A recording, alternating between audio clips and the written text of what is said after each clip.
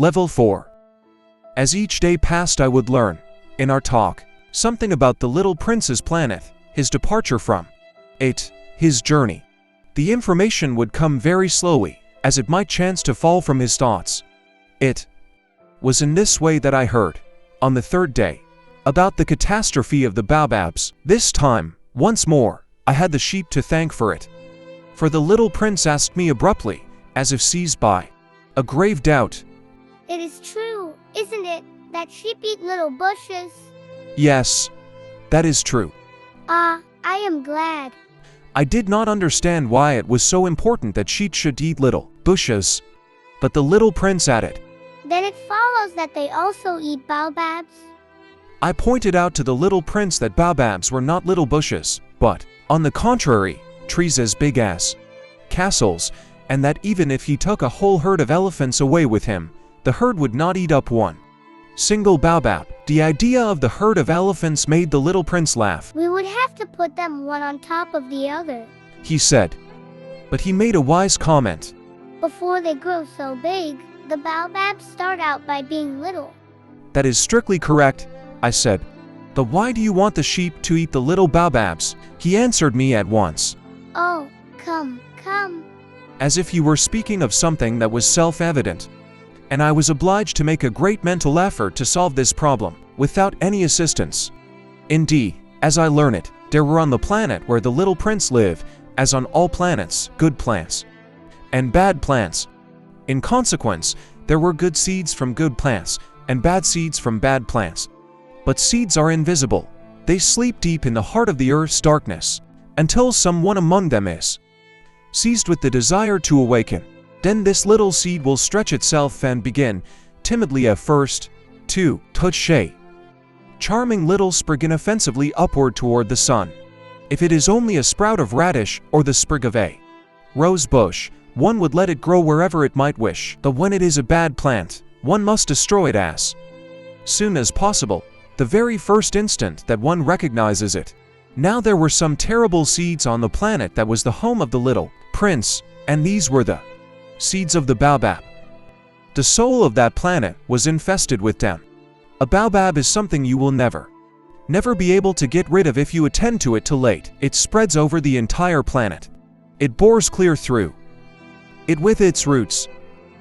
And if the planet is too small, and the baobabs are too many, they split it in pieces. It is a question of discipline, the little prince said to me later on. When you've finished your own toilet in the morning, then it is time to attend to the toilet of your planet. Just so, with the greatest care, you must see to it that you pull up regularly all the baobabs at the very first moment when they can be distinguished from the rose bushes which they resemble so closely in their earliest youth.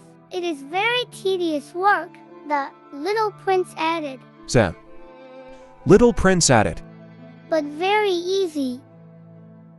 And one day he said to me, You ought to make a beautiful drawing, so that the children where you live can see exactly how all this is. That would be very useful to them if they were to travel someday. Sometimes, there's no harm in putting off a piece of work until another day.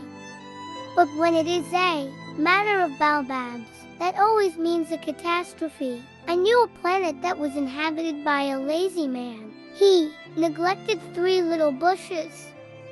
So, as the little prince described it to me, I have made a drawing of that planet. I do not much like to take the tone of a moralist, but the danger of the baobabs is so little understood, and such considerable risks would be run by anyone who might get lost on an asteroid, that for once I am breaking through my reserve. Children, I say plainly, watch out for the baobabs. My friends, like myself, have been skirting this danger for a long time, without ever knowing it, and so it is for them that I have worked so hard over this drawing. The lesson which I pass on by this means is worth all the trouble it has cost me. Perhaps you will ask me, why are there no other drawing in this book as magnificent and impressive as this drawing of the baobabs? The reply is simple. I have tried, but with the others I have not been successful.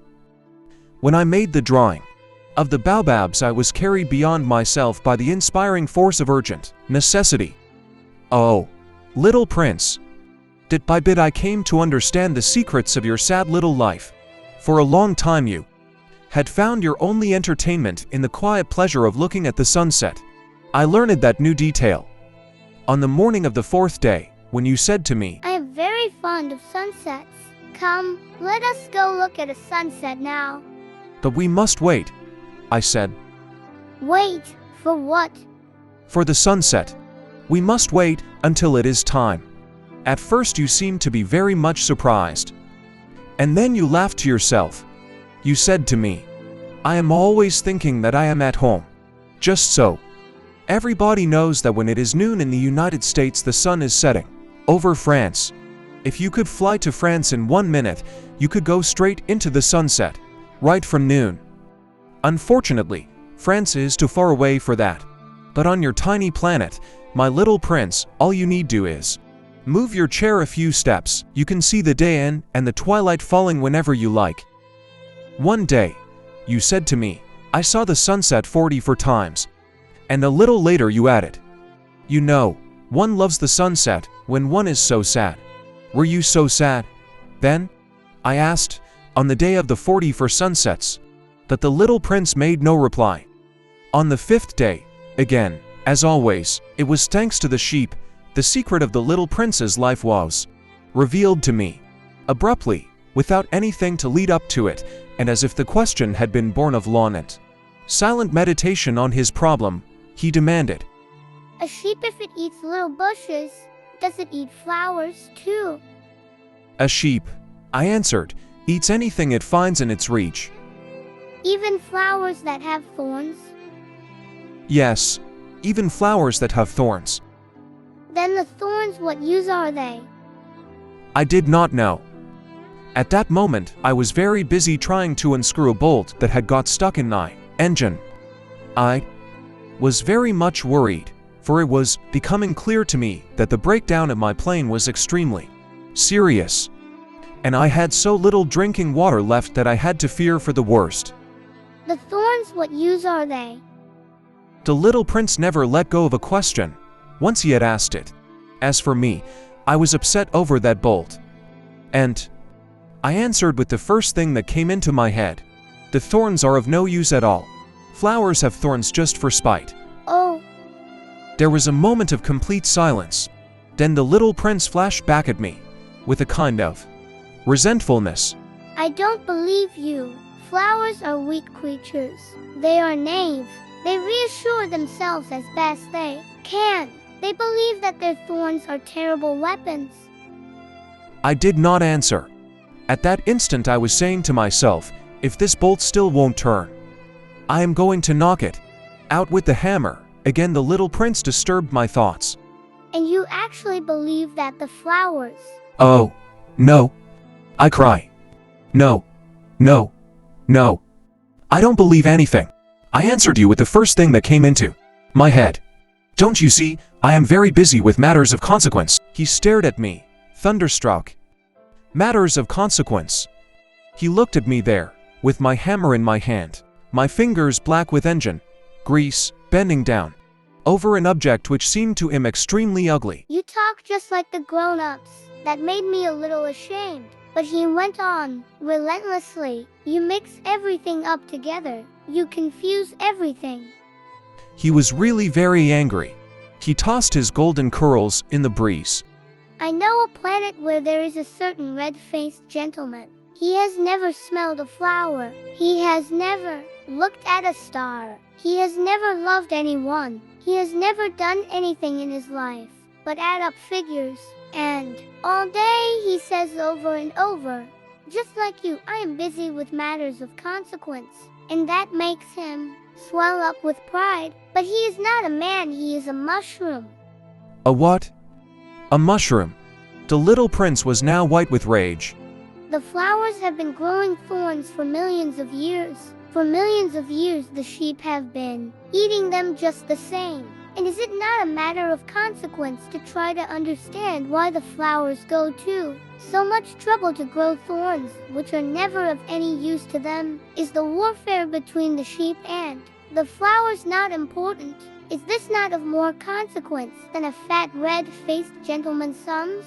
And if I myself one flower which is unique in the world, which grows nowhere but on my planet, but which one little sheep can destroy in a single bite some morning, without even noticing what he is doing, oh, you think that is not important? His face turned from white to red as he continued. If someone loves a flower, of which just one single blossom grows in all the millions and millions of stars, it is enough to make him happy just to look at the stars. He can say to himself, somewhere, my flower is there. But if the sheep eats the flower, in one moment all the stars will be darkened, and you think that is not important? He could not say anything more. His words were choked by sobbing. The night had fallen. I had let my tools drop from my hands. Of what moment now was my hammer? My bolt, or thirst, or death? On one star, one planet, my planet, the Earth, there was a little prince to be comforted. I took him in my arms and rocked him. I said to him, "The flower that you love is not in danger. I will draw you a muzzle for your sheet. I will draw you a railing to put around your flower. I will." I did not know what to say to him. I felt awkward and blundering. I did not know how I could reach him, where I could overtake him and go on hand in hand with him once more. It is such a secret place, the land of tares.